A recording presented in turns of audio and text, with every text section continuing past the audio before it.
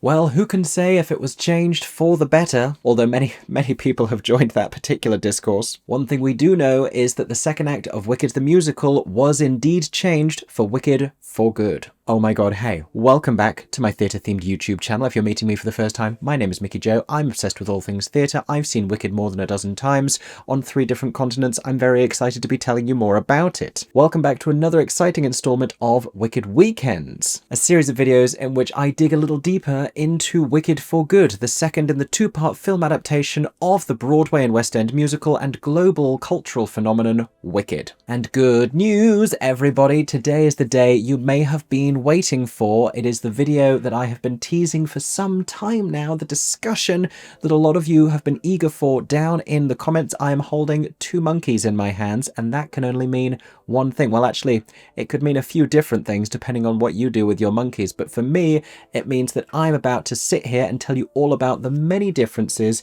between Wicked on stage and on screen. Do we like it this way around? Should I swap the monkeys? Which way around are you going to see me? Is this your left or my left? Hold on. Stage should be on the left. That happened first. Stage, screen. No, I was right the first time. Gosh darn it. So what we're going to talk through today are some, but not necessarily all of the changes made to Wicked the Musical's second act when adapting it for the second film, Wicked for Good. I did this last year with the first part of the film adaptation, but this is going to be interesting because if anything, there were many more changes for the second act of Wicked in turning it into this film, and it was sort of necessary. This is going to be an inexhaustive list because there are bound to be little details that I didn't quite pick up on, which is what all of you are for. If there is anything that I don't comment on in this conversation, feel free to share it in the comments section down below. I'm not necessarily going to highlight the many different references and Easter eggs because all being well, that is coming this time next weekend. This is a good moment to make sure that you are subscribed here on YouTube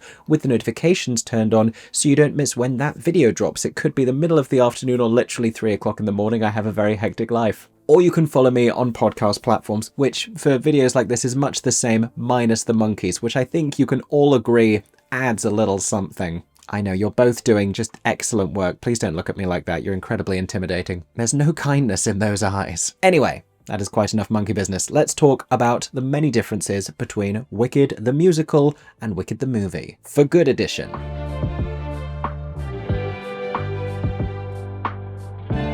Okay, we're going to do this across 3 different categories, beginning, I think, with storytelling, because that's going to form the basis of every other scene that we're going to talk about. Now, Wicked the Musical opens its second act with what is going to become the Thank Goodness sequence, and we hear the song Every Day More Wicked, and the citizens of Oz are fearful about the newly propaganda-sized Wicked Witch. Wicked the movie, with its increased runtime, has the chance to expand on this just a little bit, and we hear the same music, but we are seeing citizens of Oz from throughout the realm, and not just the green-attired individuals lucky enough to be at the Ozian press event that we are about to start singing about. So we see flashes of fear from across the land, particularly in Munchkinland, Elphaba's former home. That one's gotta hurt. And though not much has been added to the script in order to include this, there is an entirely new scene in which we see the construction of the Yellow Brick Road. This, of course, being one of the most iconic elements of the Wizard of Oz film, with the juicy twist in Wicked being that it's actually being constructed under animal slave labor as part of animal servitude enforced by the corrupt wizard and his pseudo-fascist Ozian regime. All of that is to be interrupted, however, by entrance applause recipient Elphaba, who swoops in on a broomstick, frees some animals, poses like a Marvel superhero, and then paints a couple of guards yellow before swiftly flying away, pursued by, you guessed it, flying monkeys. Next, we have to talk about the Thank Goodness scene, which is the surprise engagement of Glinda and Fiyero. In the musical, this takes place sort of under the management of Madame Morrible, it would seem in the Emerald City, based on the set design of this moment and how everyone is dressed. In the movie, it has been displaced to Munchkinland, and there's a reason for that, because it is also celebrating the unveiling of the Yellow Brick Road. All roads lead to the wizard and all that. Only there is to be a little bit of disruption. While in the musical, we don't see or hear from Elphaba until she arrives back in Munchkinland to try and win the support of her sister Nessarose. In the movie, we see her for a second time here, bursting through a layer of cloud and trying to skywrite a persuasive message, which unfortunately is disrupted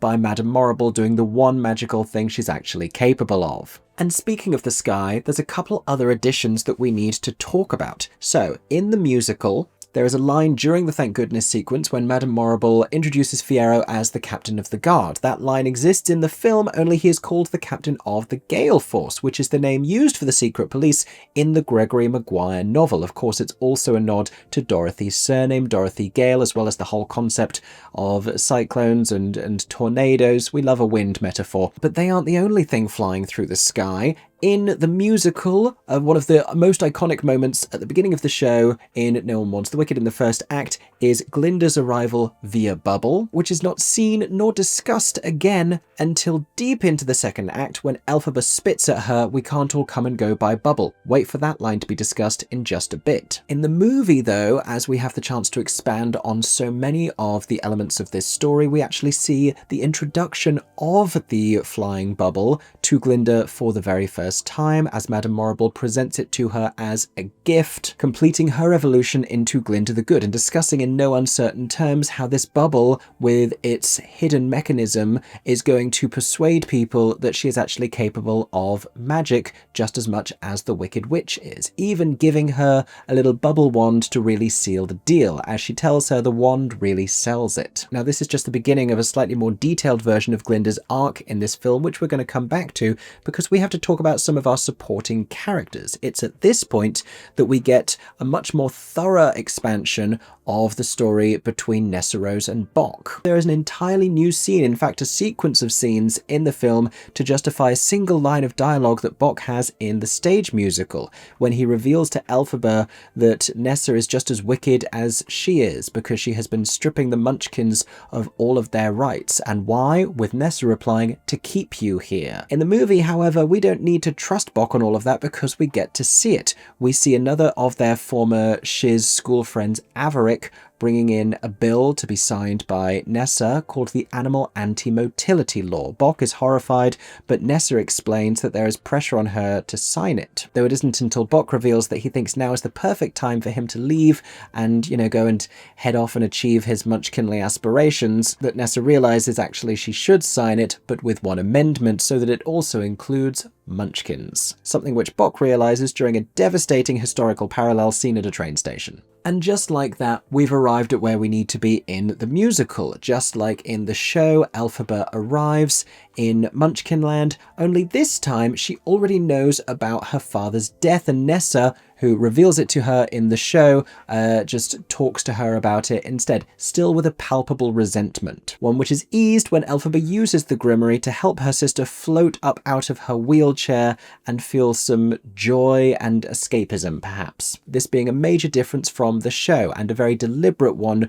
that was reworked with the consultation of Marissa Bode, the actress who plays Nessarose. In the stage musical, Elphaba enchants Nessarose's shoes so that she can simply walk out of her chair and subsequently walk around in the newly enchanted silver slippers. As a reminder, they were given to Nessarose as a gift by their father. They were her mother's shoes. In the film, however, she simply floats up into the sky. She's real happy about it, and then Bock walks in, says something unfortunate, and it causes her to deflate as though we're in Peter Pan and she can no longer conjure happy thoughts. One particular dialogue alteration comes at the very end. Now, in the stage musical, the scene begins with Elphaba appearing inside of a wardrobe, and when Nessa asks why she's come, she says, "Well, there's no place like home." Wink, wink, nudge, nudge, one of many Wizard of Oz references. Only she can't do that in the film because she's just spent 2.5 minutes singing a song, 80% of the lyrics of which were "There's no place like home." So instead, we have another fun little Winnie Holtzman line of dialogue, I'm assuming because she loves to do this, where Elphaba leaves her sister's home before, I believe, flying through a skylight and announcing, "I'm off to see the wizard." She actually has a similar exit line in a subsequent scene, which is an entirely new scene once again for the film. Because in the stage musical, Glinda and Elphaba, who have been separated, aren't going to reconcile until after she has threatened the wizard and been taken hostage by the guards and Fiyero. Glinda runs in and discovers them all together, and that's when she sees Elphaba again for the first time. In the film, they have an earlier reconciliation on Glinda's private balcony as she is getting ready for her wedding. This is part of another major change, because in the musical, this is not Glinda and Fiyero's wedding. They never actually get to their wedding day day. This is a ball that's being staged to announce that they are engaged. How do I know that? Well, for the same reason that it rhymed. It's from a lyric. In the film, though, this is their actual wedding, which does dial up the drama of the whole thing somewhat. In any case, Elphaba has arrived, the two of them reconcile, and what used to be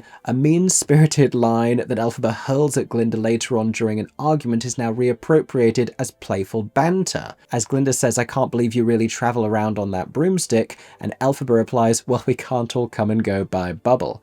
It's the littlest bit passive-aggressive, but still largely friendly at this point. Now, Glinda is quick to try and get Elphaba to go with her to go and speak to the wizard, but Elphaba assures her, get ready for another winning exit line, that this is between the wizard and I. Once again, she flies off like the Marvel superhero that she is, having delivered a playful line to the title of one of the songs. They love to do this in Wicked the Stage Musical as well. There's a line which I think still made it into the film when they announce the engagement of Elphaba and Fiyero, and he's like, "We're engaged," and she says, "Surprised? We thought you'd be the wizard and I." That takes us into Wonderful, in which Glinda is now participatory. As a reminder, in the musical, Glinda does not arrive until the very end of this scene, and though he does get held at gunpoint in the stage version, the film takes it one step further and actually has him locked in a cage, which admittedly does give him a little bit more impetus to just be hanging out and drinking the little green elixir because, you know, he's got nowhere else to go. This after a sequence in the film in which Elphaba frees an entire room of caged animals. In the musical,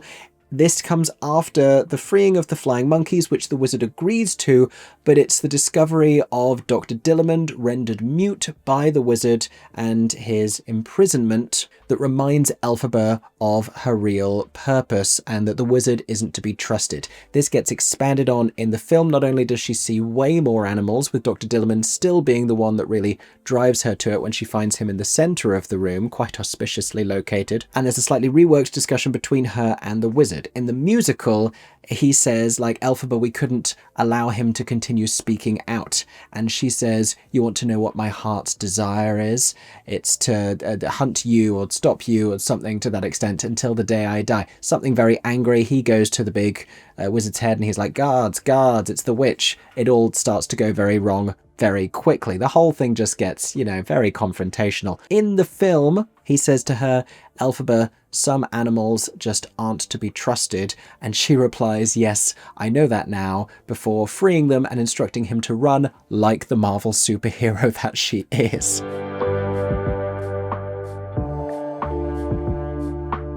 Now, during that last scene, the flying monkeys got freed. Get ready for this. And there's a really interesting, subtle dramaturgical change from the musical to the film.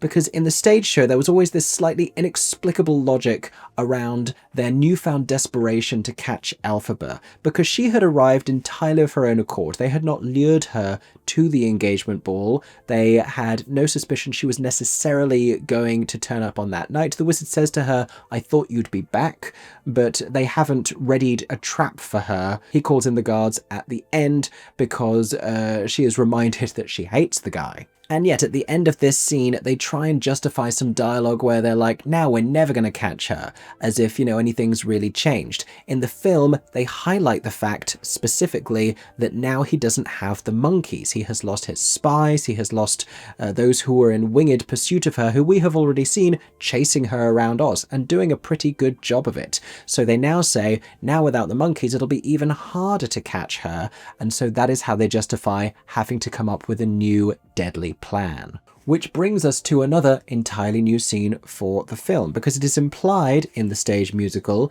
that a little bit of tornado magic is about to happen, but we only really see the effect of it.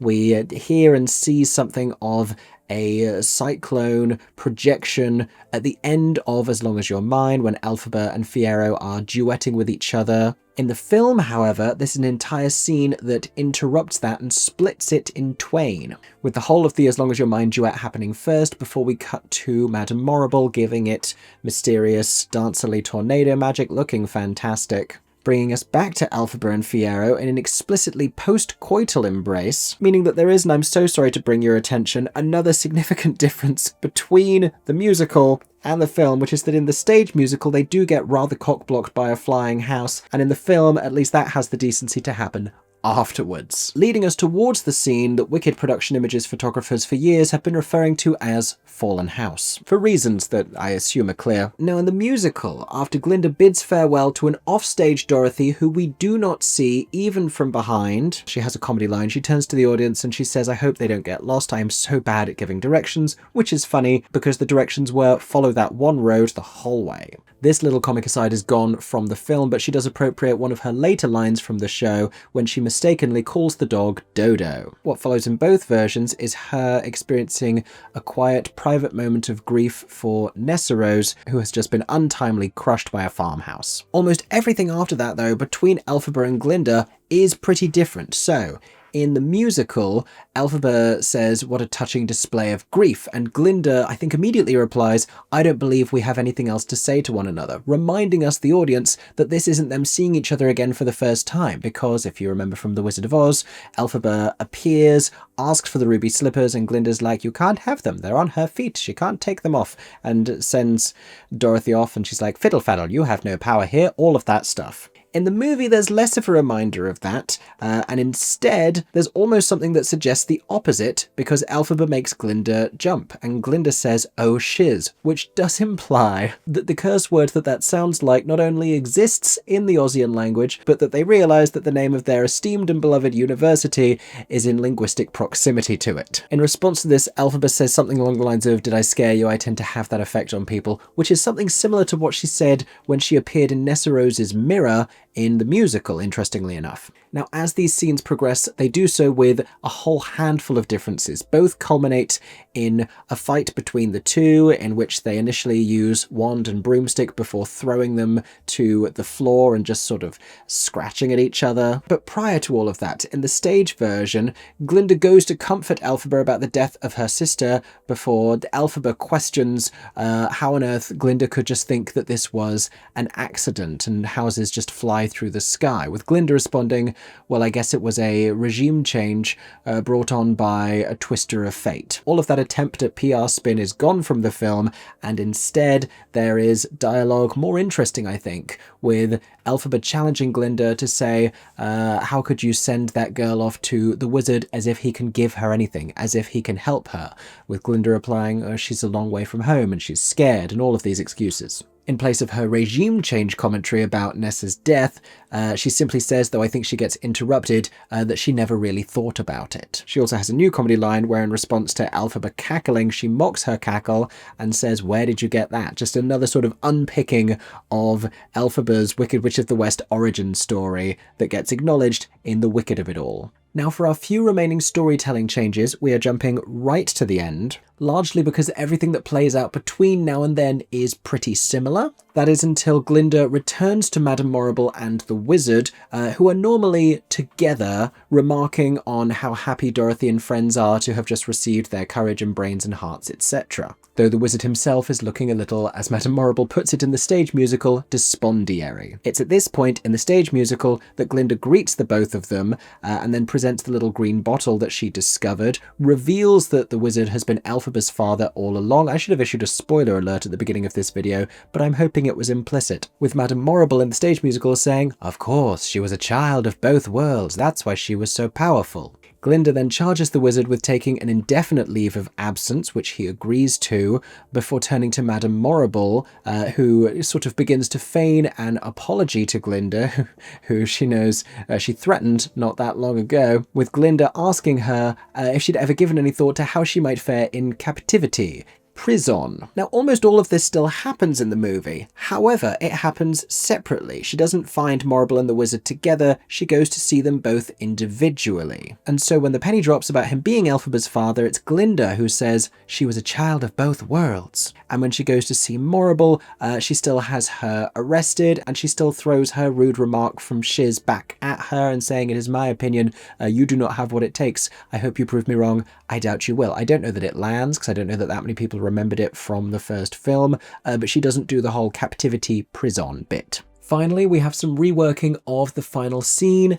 and the final few moments of the show, which normally sees Glinda addressing a crowd and saying, "We have been through some frightening times, but if you will let me, I would like to truly be Glinda the Good," while clutching the Grimmery.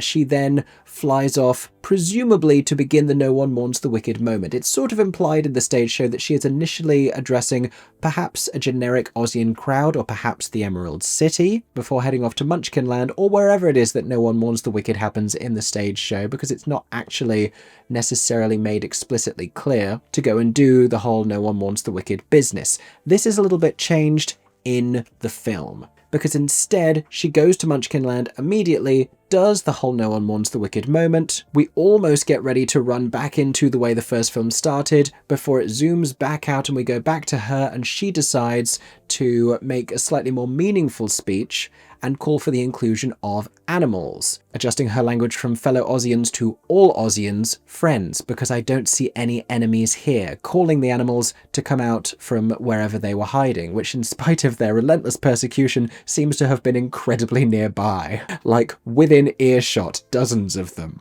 All of this means that when we hear "Who can say if I've been changed for the better, because I knew you, no one mourns the wicked," the final musical moments of the show, when we hear those in the film, they are now happening post No One Mourns the Wicked, rather than it being implied that this is the beginning of that song and that the whole thing is cyclical to that extent. Not only that, we have a couple of final visual moments in the film not present in the stage show, including the Grimmery blowing open and a sort of a wry smile from Elphaba, as though she may be cognizant of that from wherever she is, travelling off into the land beyond Oz. And I believe it has been identified that it's a spell of healing that it opens to that will sort of help her. It's like therapy. The Grimmery is like offering her better help, basically, before we get an utterly heartbreaking and frankly rude final visual recreating the Wicked poster. But that's more of a conversation for the Easter egg video next weekend.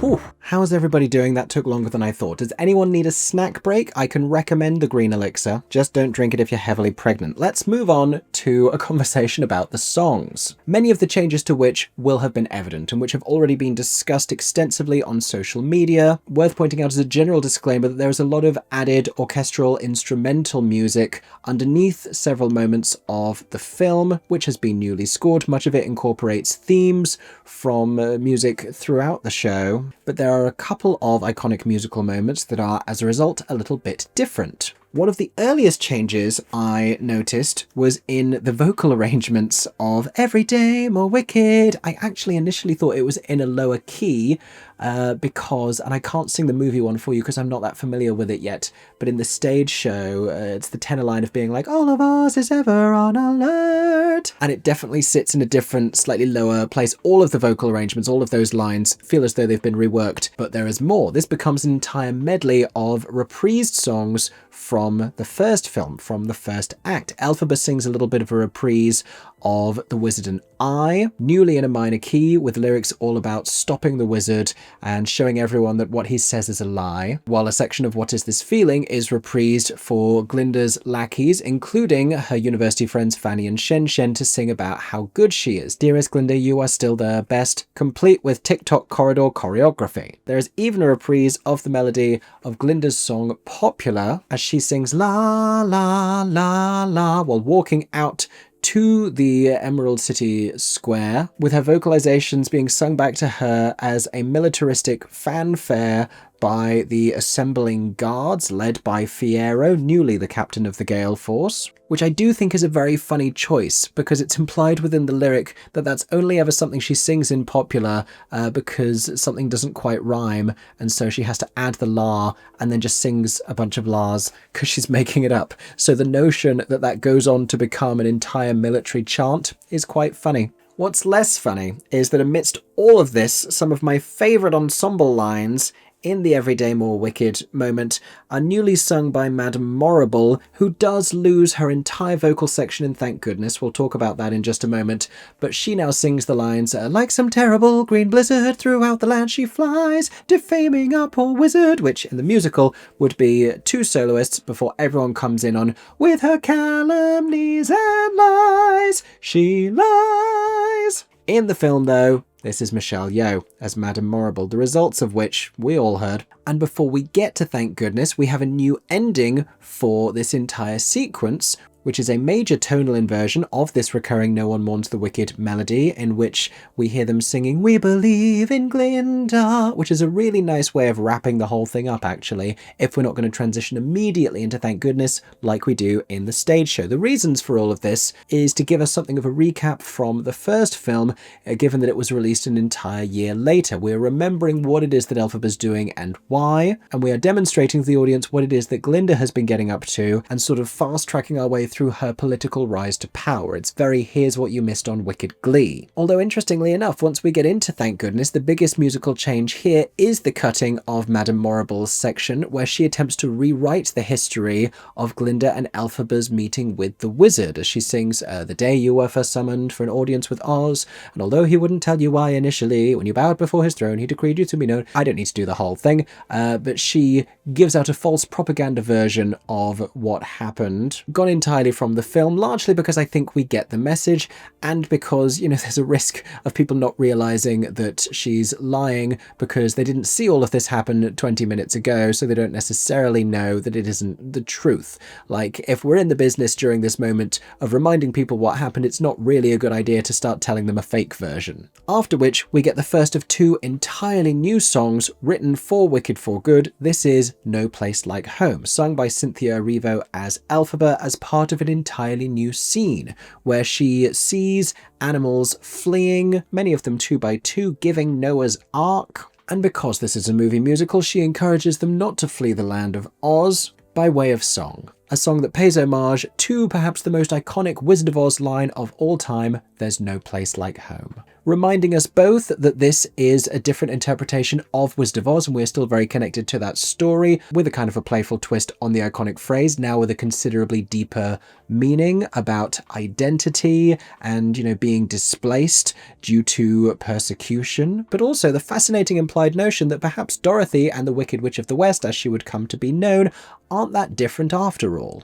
Now, the next song that we hear is The Wicked Witch of the East, which, if you were wondering, has always been a part of the Wicked stage musical, but for whatever reason, possibly because it gets very interrupted by the ongoing scene, isn't a part of the original Broadway cast recording. It is also heavily reworked pursuant to the changes to this scene and Nessa Rose's character and disability representation on screen. Because in the stage version, Nessa is resentful from the off, and it's a much more agitated up-tempo as she begins to sing to Elphaba as the music stirs. "All of my life I've depended on you, how do you think that feels?" which already is playing into a lot of ableist language depending on her. It gets worse when she sings "All of my life I've depended on you and this hideous chair with wheels," which evidently in a more positive portrayal of disability is not a kind of a lyric that we want to sing. She finishes this section by continuing, "Scrounging for scraps of pity to pick up and longing to kick up my heels," revealing the shoes and prompting Elphaba with an idea. In the film, however, and it is the same melody, a little slowed and a little bit reworked and cut off a little earlier,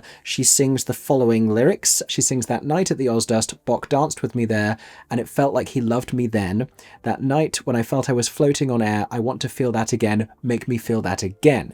Not directing to the shoes, but directing to the idea of feeling like she's floating on air, which Elphaba takes just so literally. And once Elphaba uses her powers to help Nessa Rose in whichever way that she does, in the stage musical she sings, "I've done what long ago I should, and finally from this power something good." While in the film it's almost exactly the same, but rather than it being around the idea of like, I always should have done this, instead it's, I'd always been unsure I could. After which, Bok arrives like a grenade thrown through the window, sees Nessa able to stand up from her wheelchair in the stage musical or floating above it in the film, and begins to sing to her that surely now he is able to leave. He has slightly different lyrics in the stage musical versus the film. In the stage musical he sings, "Nessa, Nessa, surely now I'll matter less to you and you won't mind my leaving here tonight." Something to the extent of, "For the ball that's being staged announcing Glinda is engaged to Fiyero, Nessa, that's right." That lyric has to change because it's not a ball that's being staged to announce their engagement, it's their entire wedding. And he sings, "The moment when I read Glinda's going to be wed to Fiyero, yes, Nessa, that's right," which actually doesn't make grammatical sense because he doesn't continue that thought into anything. He says, "The moment when I read that," Nessa, that's right, and I've got to go appeal to her, express the way I feel to her. Nessa's response to this is the same in the musical and the film, only she sings it in the musical, and she sings "Lost Your Heart." Well, we'll see about that, under these like vampy electric guitar chords, going full supervillain origin story. While in the film, these are just spoken lines, though curiously, they do still rhyme. The final part of the song is the same in both, only the film's version is in a lower key. Now, I was starting to wonder if all of the songs in the film adaptation were going to have new introductions, because we next had Wonderful, which had a very reworked beginning. And I haven't learned it well enough to sing it for you, nor do I really care to sing the original version of it for you either. But essentially, the wizard is articulating the same idea for whatever reason. It is both a new melody and new lyrics for the film version compared with the stage version. Eventually we get into a recognizable melody when he begins to sing, "Wonderful, they called me wonderful." What I will say is I think we expand a little bit on his Kansas carnival backstory with the lyrics in the film, whereas the musical doesn't say anything quite that specific beyond alluding to him having been blown here by the winds of chance. Told ya, we love a wind metaphor. Another major change from the stage version of Wonderful to the film is that in the stage version, it's just the wizard singing to Elphaba, and towards the end she has like one sung line when she sings, "It does sound wonderful." She does not sing that in the film, namely because there is another person present during that entire song, because Glinda is there throughout. And so she sings, "They call him wonderful," and I think she might say, "Trust me, it's wonderful," towards the end as well. Not only that, she and Elphaba have a moment together when they ride around on a swing that may or may not be soft launching a Universal ride. Honestly, couldn't tell you why else that moment happens. And they reprise the little unlimited melody, which has actually always had some kind of a home in this number, because on stage, the wizard sang a line to Elphaba at this part when he would sing something like, "The most celebrated are the rehabilitated. There'll be such a whoop-de-doo, a celebration throughout Oz. That's all to do with you," something to that extent. That now exists as a sung moment by Glinda that transitions back into the wizard, at which point there is an entire dance break that was not present in the stage version when Elphaba and Glinda recreate their choreography from the Ozdust Ballroom together. It's a real remember the friendship that we had moment, and a nice way of allowing them to have some positive times together during what is otherwise a very estranging narrative in the second film. Interestingly, and my friend Joe Weinberg did a great job of pointing this out over on TikTok, there is actually a lyric change in Wonderful, and some of the wizard's lines when he is pointing out different perspectives and singing like, a man's called traitor or liberator, one man's a thief or philanthropist, is one a crusader or ruthless invader, it's all in what label is able to persist. That has been the last of the pairs of lines have been swapped around, whichever way it was originally. It's now the other way around in the film. I think on stage it was, "Is one a crusader or a ruthless invader?" To it now being, "Is one an invader or noble crusader?" And Joe suggested the reason for that is because in the other two examples, the bad thing always comes first, so now it's just more consistent. Now, I told you there was different incidental instrumental music. There is different music when the flying monkeys get freed. It's more sort of stirring and powerful in the film, whereas in the stage show, it's a repeat of music we associate with the monkeys because we saw it in the opening moments of the show. I think it's like that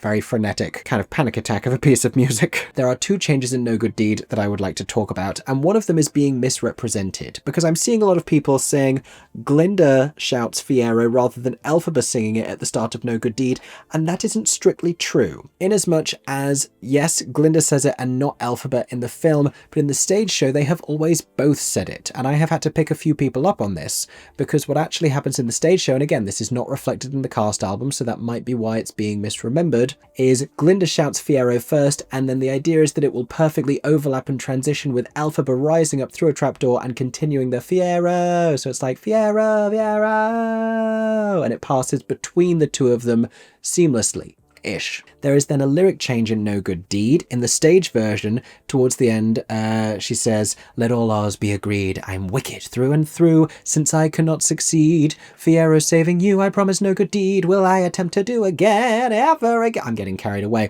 In the film, it's different, and it's the line, "Since I cannot succeed, Fiyero saving you." In the film it becomes, "I'm wicked through and through, and since I can't succeed, Fiyero saving you." Basically, we have a budget of 4 syllables in that line. It's either "since I cannot" or "and since I can't." And there's an ambiguity in the stage show lyric where it kind of sounds like she's saying 2 things, because the line becomes, "Since I cannot succeed, Fiyero saving you, I promise no good deed will I attempt to do again." But it does also initially sound a bit like, "Let all laws be agreed, I'm wicked through and through, since I cannot succeed, Fiyero saving you." So you kind of get both, but you eventually realise it's the first one. Whereas in the film, it makes it a little bit more clear that it's 2 distinct ideas. "Let all laws be agreed, I'm wicked through and through. And since I can't succeed, Fiyero saving you, I promise no good deed will I attempt to do again." Just a little bit more grammatical clarity. Whereupon we get to our next entirely new song for the film, "The Girl in the Bubble," which does come rather in the middle of the climax that is the March of the Witch Hunters, but it offers Ariana Grande as Glinda a moment of literal and figurative self-reflection as she examines herself in various reflective circular surfaces around her very circular suite. This an entire musical expansion on a moment from the stage show, which still exists in the film, when she goes to Madame Morrible and says, "We have to stop this, it's gone too far." Now there is a little bit of tinkering with the song The March of the Witch Hunters. There's a new little kind of melt her refrain that they sing. I believe the lyric is the same at the end, but Spotify lists the lyric wrong on both the original Broadway cast recording and possibly on the new film soundtrack, because they list the ending lyric as, "Wickedness must be punished, punished, punished for good," which is not what they're singing. That's not what's on the original Broadway sheet music, and that's not what they sing on stage. They're singing "punished, punished, punished, but good," which is a sort of infrequently used colloquial expression to mean thoroughly. Wickedness must be punished real good, basically, is what they're saying, but Spotify lists it as "for good," which by all accounts makes more sense. I can't quite tell from listening what they're singing on the film soundtrack. Weigh in down below. Do you think they're singing "punished for good" or "punished but good"? Given that "for good" is now also in the title of the film, it would make altogether more sense. Finally, and though this necessarily wasn't as devastating to anyone else as it was to me, the Sentimental Man reprise from the stage musical is not present in the film. It is entirely gone from the film adaptation, which is surprising to me because it's quite a sort of an emotional little ending, a little emotional button for the wizard as Elphaba's father discovery. Because why else would he sing that lyric? Why do we care at the beginning that he's always wanted to be a father, unless we can have the devastating reality that he was this entire time, but he believes himself now to have been instrumental in his daughter's assassination? I mean, he asked them to go and kill her and bring him the broomstick. So the fact that he, in that moment of realization, chooses to sing "I am a sentimental man who always longed to be a father" is actually pretty devastating. And yet, apparently not something they needed in the film, so cut it was.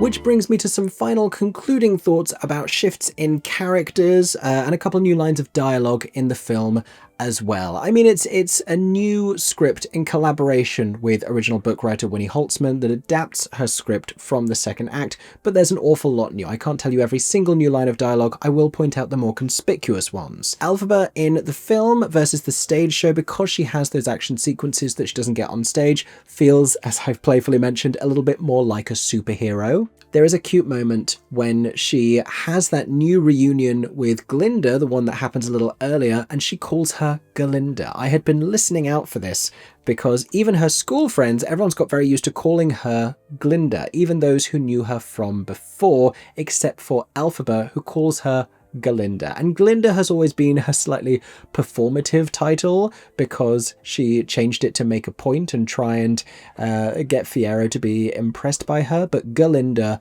is her real name, and that's what Elphaba calls her when they reunite for the first time. Now, speaking of Glinda, she has a lot more expansion in the film than she does in the second act of the musical, in which she already has a lot of thrust and a really decent arc, because we have a flashback to young Glinda getting given a magic wand for her birthday, but not having the magical ability to use it and being disappointed by that, at which point her mother reassures her that everybody loves her and that's all she's ever going to need. This is what kind of sets it up to feel like Wicked for Good is the Glinda story, because young Elphaba got a flashback in the first film. And obviously, none of that is present in the stage musical. They don't have young actors or chaperones backstage at the Gershwin or the Apollo Victoria. though I suppose they could do it with puppets. And throughout Wicked for Good, Glinda is generally a little more serious because some of her broader musical comedy lines to add a little bit of levity into the second act of Wicked the Musical on stage have been removed for the film, including the one I already mentioned about Dorothy and the Yellow Brick Road, another later on when she will go and find Elphaba before they sing For Good together, and she says, let the poor girl go, and the dog Dodo. And there is a great laugh line from the stage version of Wicked that would not work in the film because we're establishing a different tone. This is when she goes to find the wizard being held hostage by Fiyero, with Elphaba alongside him after their wedding in the film has just been disrupted by a chorus line from Dr. Dolittle the musical. In the stage version, she tells the wizard, don't mind him, your Osness, we all went to school together. Or in the British version of the show, we were all at uni together. It's a great laugh line, particularly in the UK, because it sounds a little bit insincere. It would undermine the gravity of the situation in the film, as she's also putting two and two together and realising that Fiyero has feelings for Elphaba. Speaking of which, there is a line that Fiyero has here in the stage musical that, to spare Glinda's feelings in the film, because it's a little bit indelicate, he no longer says. When Glinda says, the two of you the whole time, and Elphaba replies it wasn't like that, in the stage musical, this is a little sort of ongoing characteristic of Fiyero being a little foolish by saying, well, it sort of was. Again, it's something of a chuckle line, gone from the film to spare Glinda's feelings. It would make him seem just even more callous than he needs to. This is also Fiyero and Elphaba's first moment of reunion together in the musical and in the film, at which point she says to him, you scared me, I thought you'd changed. In the musical, she's referring to his behaviour just moments ago, threatening her with a gun. In the film, she's talking about when he was hunting her earlier in the woods, and she didn't realise that he was doing so to try and find her before anyone else. We know that because he had an added line about it in the film, saying, I have to find her because if somebody else finds her first, before Glinda cuts him off. Now, when she says to him, Fiyero, you scared me, I thought you'd changed, he replies, I have changed, in a very meaningful and heart-throbby sort of a way. This, in the stage musical, happens as he is threatening the wizard, who is party to this entire conversation. In the movie, this happens after Glinda has come in, found the two of them together, and watched them flee. Let me pick my monkeys back up for some thoughts about the flying monkeys. Now, in the stage musical, the flying monkeys seem to largely remain caged until Elphaba goes and negotiates their freedom, at which point they later just appear by her side, circa no good deed, certainly by the end, when she is getting messages from them and they are working for and alongside her while she is still encouraging them to keep trying to speak. In the film, there's an entire arc with this, and it's actually really well written and very well thought out, because at the beginning they are still chasing her, they are in pursuit of her, working for the wizard. A little later on, they watch her trying to reassure the animals of Oz that they should stay here because it's their home, and they're sort of narrowing their eyes at this entire thing and taking in the scene before them. Then, when Elphaba does arrange their freedom from the wizard, she personally apologizes to Chistery for giving them all wings and says that she can't undo what has been done to them. But it's only when Chistery and the monkeys happen upon Fiyero chasing after Elphaba towards the fallen house,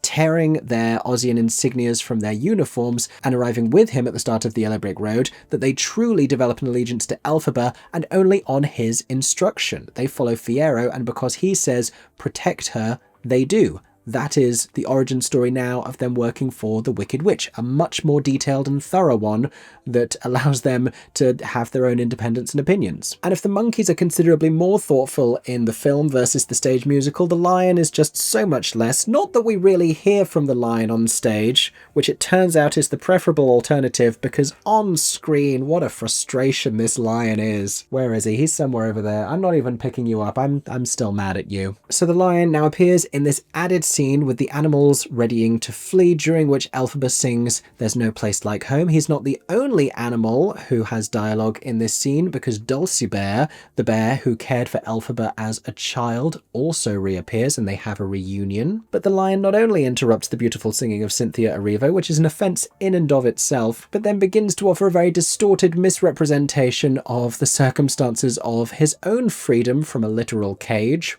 I don't want to go into it, but needless to say, all of that is new for the film, and in the musical, all we see is a tail being pulled from the wings, and a pre-recorded lion noise is all we hear. He doesn't have any kind of a speaking voice. Now, speaking of minor characters from Shiz, Averick, who I mentioned, was a student, then works for Nessa in the governor's mansion in the film.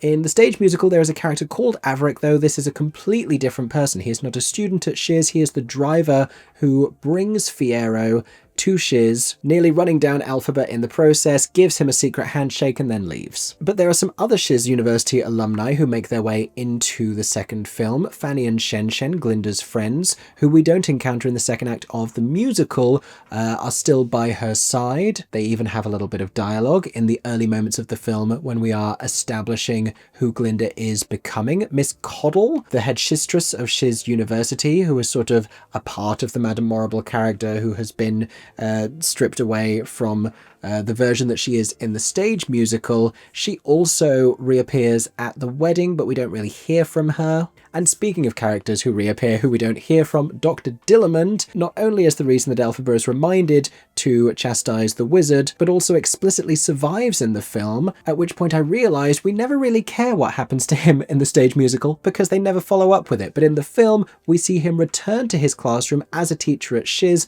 though with very little to say about it.